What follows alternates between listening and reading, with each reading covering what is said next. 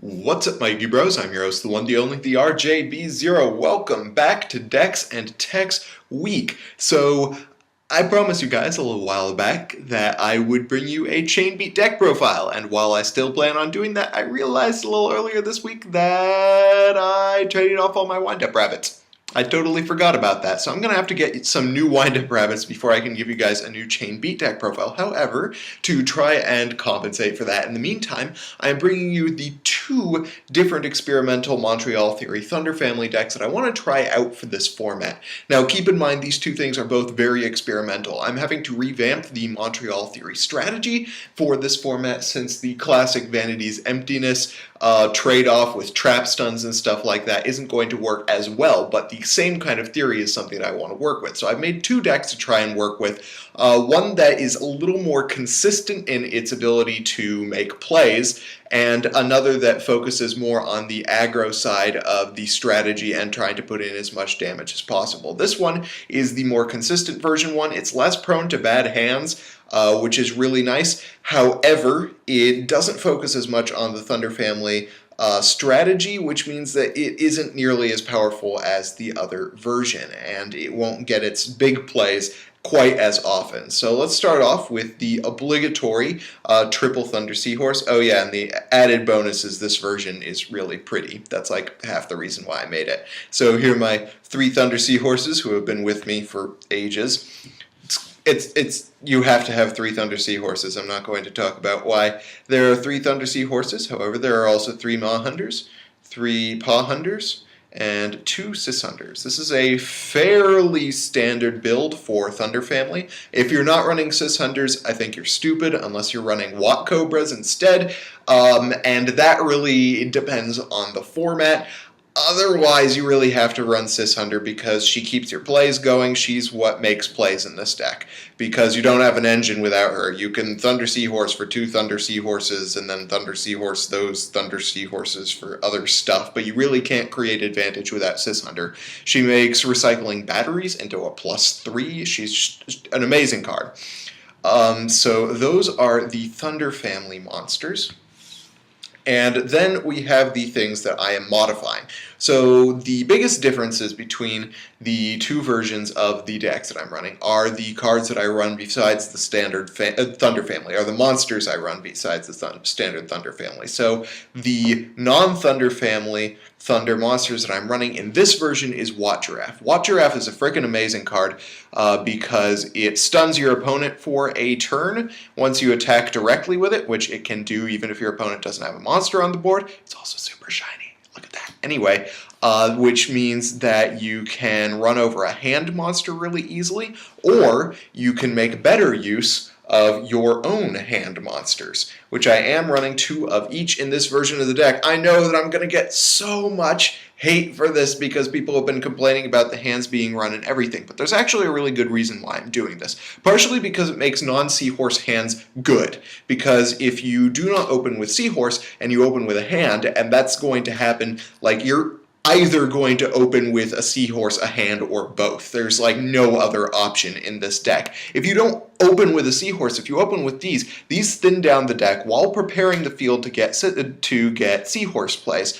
And it also gives you an engine while you wait for cards that you can use for the rest of your combos. It clears back row, which is really nice for this deck, and it also allows me to get rid of problem monsters, like bigger monsters, which Thunder family, especially when using the Montreal Theory, classically has a problem with. And if you can combine them with a Watt Giraffe, you actually have a really easy way of clearing your opponent's board. So that's why I'm running those ones. So that is the monster lineup, except of course, the obligatory Honest. Okay, we'll just give up on the Honest. Let's move on to the spell lineup. We've got Triple Duality. It's fairly self-explanatory. In the Montreal Theory, the thing that you have to get is a Thunder Seahorse. If you don't get a Thunder Seahorse, you aren't doing very well. And you can run only two Pot of Duality in the combo theory when you're running like the triple Upstart and the triple Reckless Greed. But in this case, it's a slower version of the deck. You don't have as much draw power, so the Triple Duality is necessary.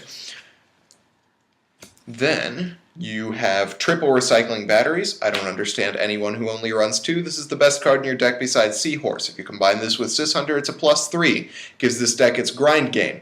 That's pretty much it. And you've got 2 Forbidden Lances and 1 Book of Moon. I am not maining MST in this deck, and the reason is because there is nothing in the game at the moment that is commonly run that I can MST that will make a big difference for this deck. I can blind MST, but that's about it. In this current format, the only things that you're going to be running into are just like normal spells and traps and quick play spells and stuff like that. You aren't going to see a lot of continuous floodgate cards in the main deck. Boojins have for the most part stopped running Kaiser Coliseum. Just a lot of decks, there just aren't very many good targets for MST, so I'd rather run Lance, which can react to those cards, and which can act as a buffer for things like Ice Hand. If my opponent has a monster and not a back row and they try to run into the Ice Hand to try and kill it, I can Lance it, their monster. It's just a good buffer card, and it also protects my plays, but much better than MST does. Moving on to the trap cards, we start off with double Fiendish Chain and double Breakthrough Skill. Effect negation is still key in this format, and if you can block your opponent's effects, then you can do really well. Part of what makes Montreal Theory so successful is it thins out the deck for monsters, which means you're more likely to draw into traps. And the more traps that you draw into, the less likely you are to lose field presence. And if you can keep field presence on the board with Montreal Theory, then you win the game, essentially, particularly with the hands in the deck. So monster effect negation is key. These 2 things serve different purposes. These stop the bigger monsters with good effects, and these stop the little tributey guys and the smaller monsters with good effects. So this can stop things like Curry Bandit, it will stop things like Lumina, and while Fiendish Chain blocks something more like JD, or like, you guys get the idea. So I also don't like running 3 of either of them because I don't want either of them to clog in my hand. And then we've got 2 D-Prison. I like D-Prison. It's a really nice way to keep field presence. I might run Mirror Force at some point, depending on how spammy the format gets, but right now, most of the time, you're only going to be facing down 1 monster. And if it's a hand monster, it's a good thing you had a D-Prison. It's also going to be good for taking out Midrash and things like that. Then we've got 2 Wiretap, just more protection for your plays. I would run Trapstun, except this stops things that stop this deck, like, what's it called? I'm going to figure out what it's called. Black Horn of Heaven, that's the card that I'm thinking of. Let's move on to the final cards of this deck, which are your Torrential Tribute, your Bottomless Trapple, your Compulsory, your Phoenix Wing Windblast, and your Solemn Warning. Now, I've been talking about Phoenix Wing Windblast and how good it is in this format, but the really nice thing in this particular deck is you get a ton of cards in your hand. And a lot of those are monsters, and some of the times you can spare a monster in order to block an opponent's play and turn them back a turn, and that's really good, particularly with recycling batteries. So that is the main deck. I am not going to give you guys an extra deck because I have not yet developed an extra deck. However, I haven't decided what I would run this format in my extra deck besides a couple of obligatory things. You have to run at least 1 Abyss Dweller this format. I think I might run 2. I'm definitely going to be running 2 101s if I get another one. You then, of course, have to run an Exciton Knight. I usually run Cowboy, although you don't have to. Ragna Zero is a fairly good card this format. Rhapsody and Berserk is another really good one. And then, of course, the obligatory light ones. I've been converted to the double Omega and an M7 lineup. I used to not like M7 in this deck, but I really do like it now that I have enough protection to keep it on the board long enough to start adding Xyz material back to my hand with it, which is like the best thing. So there you guys go. I hope you guys liked this video. If you did, hit that thumbs up button. If you did, let me know why in the comment section below, and I will bring you guys some ideas for what my side decks will look like this format in another video.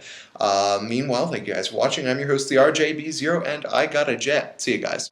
Hey guys, if everybody who watches this video takes 5 seconds to click on the link in the description below and then hit the thumbs up button on the video that you find there, it will guarantee that I get into round 3 of the next great YouTuber, which is great because it means more publicity, more subscribers, more feedback, and ultimately better content, and you don't have to see me wearing this anymore. It's a win-win for everybody. So thank you guys, you're the real MVPs.